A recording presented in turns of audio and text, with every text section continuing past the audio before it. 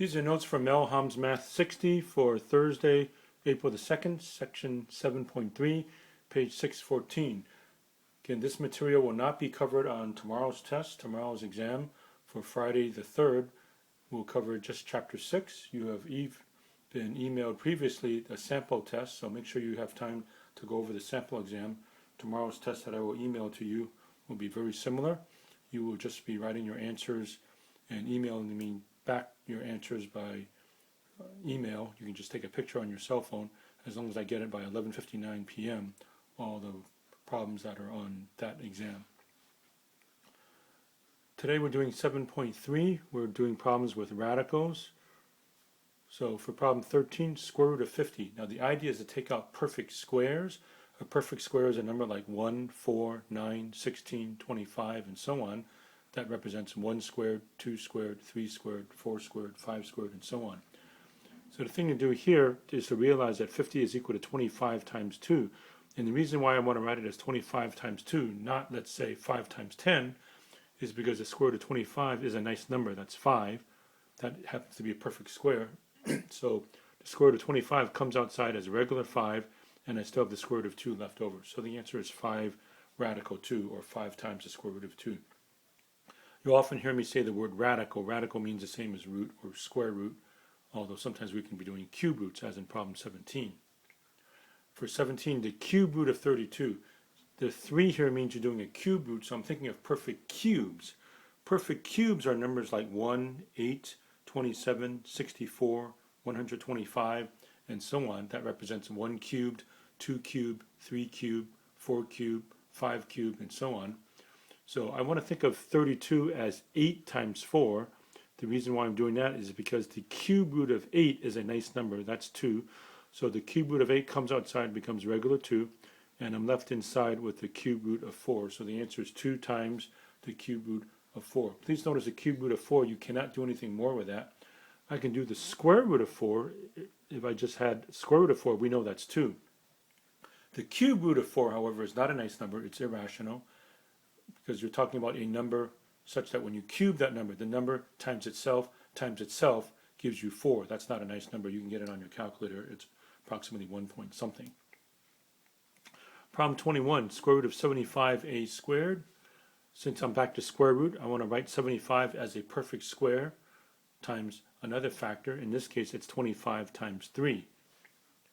So the square root of 25 comes outside and becomes a 5. The square root of a squared is just regular a, and then I'm left with a 3. Again, we're making the assumption that a would be a positive real number in this particular case.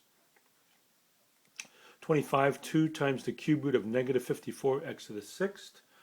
You might recall we said earlier you can take the cube root of a negative number. That's okay for real numbers. You cannot take the square root of a negative number and get back a real number, but you can take the cube root of a negative number. And the cube root of negative 54, I'm going to write it as negative 27 times 2, because the cube root of negative 27 is negative 3. So this will come outside and just become regular negative 3. And furthermore, I know the cube root of x to the 6th is x squared. X squared is the object that if I cube it, x squared cubed, I get x to the 6th. And stuck inside is a 2. This 2 doesn't come outside. And I just multiply 2 times negative 3. So the final answer is negative 6x squared times the cube root of 2. 31, the square root of 112a cubed. So I want to take a perfect square out of 112. The biggest perfect square I can take out is 16. You would just experiment with this on a calculator. 112 is equal to 16 times 7. You shouldn't have to experiment too much, because you just think of your list of perfect squares like 1, 4, 9, 16, and you just try them all, and 16 happens to go in 112 7 times. Then a cubed, I can write it as a squared times a, because I'm going to take the a outside also. So 16 comes outside, becomes 4. The a squared will come outside and become a, and stuck underneath the radical is still a 7 and an a. So I have 4a radical 7a. Problem 35, the cube root of 405 x to the 12th y to the 4th. So I need to think of perfect cubes, numbers like 1, 8, 27, and so on. And I realize 27 does happen to go into 405. You just get that on a calculator. It's not something that you would normally memorize. but 405 is 27 times 15, just experiment on your calculator.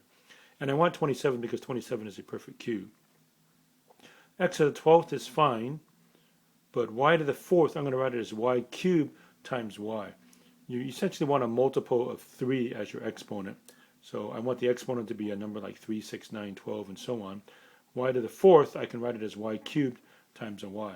So now the 27 will come outside and become a 3. 15 is stuck inside. I can't do the cube root of 15 nicely. The cube root of x to the 12th is x to the 4th.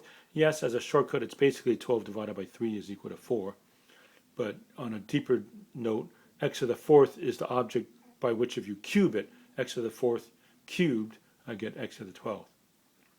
And then y cubed will come outside and become a regular y, because the cube root of y cubed is y. And I still have this y stuck inside. So my answer is 3x to the 4th y times the cube root of 15y. And back up here, the 4th root of 3 over 625. Well, I can't do anything with the 4th root of 3. It's not a nice number. I leave it alone.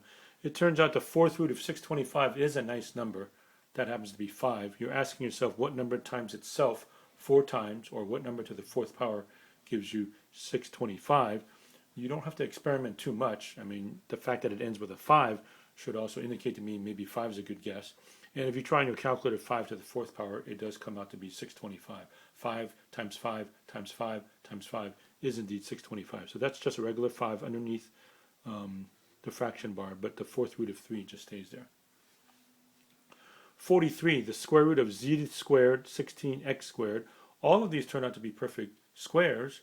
So the square root of z squared is just z, again providing z is non-negative.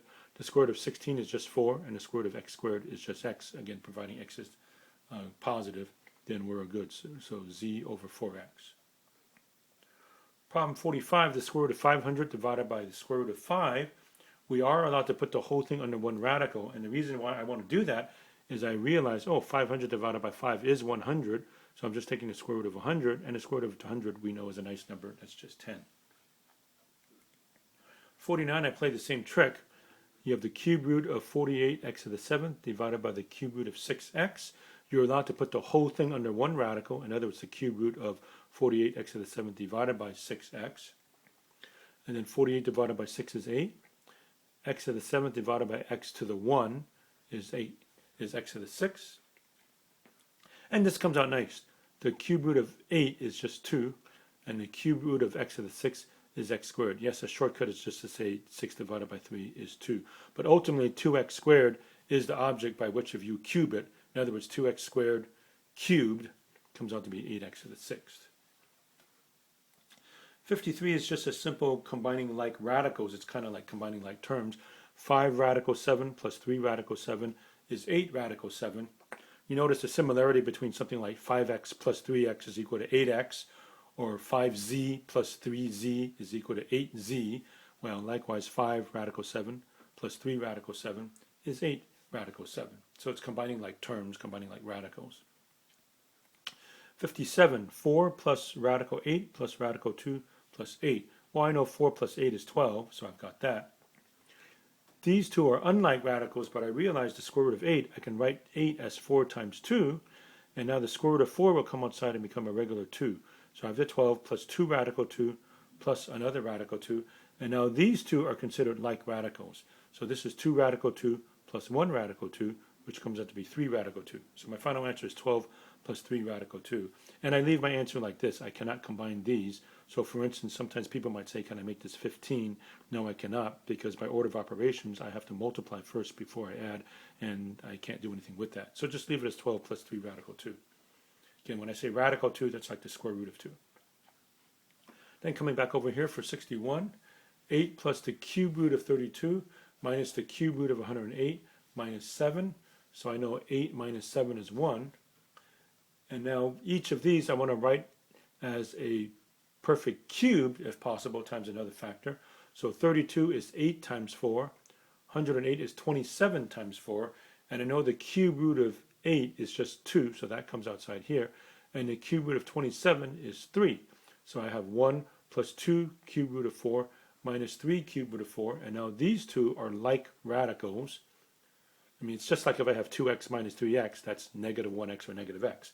So likewise here, 2 cube root of 4 minus 3 cube root of 4 is a negative 1 cube root of 4, and you don't have to put the 1. So my final answer is 1 minus cube root of 4. And just a quick reminder, we saw this back over here, but the cube root of 4 is not a nice number. We're not doing the square root of 4, which I know is 2. The cube root of 4 is not a nice number. It's 1 point something. In other words, it's 1 point something times 1 point something times 1 point something, giving me 4, but we just leave it like that. 65 is actually quite simple. I have 4 radical 2x plus 6 radical 2x. Those are like radicals, so I just go 4 plus 6 is 10 radical 2x. 69, at the start, these three are not like radicals, but perhaps you can take out perfect squares. So I noticed that 80 happens to be 16 times 5. So the reason why I want 16 is because it's a perfect square. And then 128 is 64 times 2. And 288 happens to be 144 times 2. And now the square root of 16 comes outside and becomes a 4. The square root of 64 is 8. The square root of 144 is 12. And then I noticed that these two are like radicals. I have a negative 8 radical 2m plus 12 radical 2m, but this is a radical 5m, so I cannot combine this with any of these. So we leave alone the 4 radical 5m, and then over here negative 8 plus 12 is 4, so plus 4 radical 2m. And stop, don't try to combine these because these two are unlike radicals, so I leave it alone. 73, the 6th root of m to the 11th. So I want to write m to the 11th as m to the 6th times m to the 5th, and the reason why I want to do that is because the 6th root of m to the 6th will just become regular m, again providing m is non-negative, and then I leave alone the 6th root of m to the 5th. 77, we have the square root of 8y to the 7th plus 32y to the 7th minus 2y to the 7th. Well, for each of these, the y to the 7th I can write as y to the 6th times y. So notice I have y to the 6y, y to the 6y, y to the 6y. For each of these, the y to the 6th will come outside and become a y cubed. The square root of y to the 6th is y cubed, because y cubed is the object by which if you square it, you get y to the 6th. So that takes care of the y to the 7th. Now 8 is 4 times 2, 32 is 16 times 2, and you can't do anything with that 2. So now over here, the square root of 4 becomes 2. So the 2 comes outside, the y to the 6 becomes y cubed, stuck inside is still a radical 2 and a y. Then for this one, the 16 comes outside, becomes a 4, y to the 6 becomes a y cubed, and stuck inside is still a 2y. For this one, the y to the 6 comes outside, the square root of y to the 6 is y cubed, and again I have inside the square root of 2y. So all three of these now are like, they all have a y cubed radical 2y, y cubed radical 2y, y cubed radical 2y. So I just combined the coefficients, the numbers that are in front. 2 plus 4 minus 1 understood comes out to be 5. So I have 5y cubed radical 2y. Then back up here, for 81, the square root of 125 n to the 5th over 64n. Well, first I realized n to the 5th divided by n is n to the 4th, so I did that. 64 is already nice, so I'm going to leave the square root of 64. It's going to become 8 the next step. 125, I can write it as 25 times 5, which I have over here. And now I take out the perfect squares. The square root of 25 is 5. The square root of n to the 4th is n squared. And the square root of 5 is stuck inside. And the square root of 64 is 8. So there's my final answer, 5n squared radical 5 all over 8. For 85, the square root of 300xy, you can't do anything with the x or the y, just leave it alone. 300 is 100 times 3. Again, you want to think of the largest perfect square I can take out. So for instance, it wouldn't do any good to write this as, say, 50 times 6, because neither 50 nor 6 is a perfect square.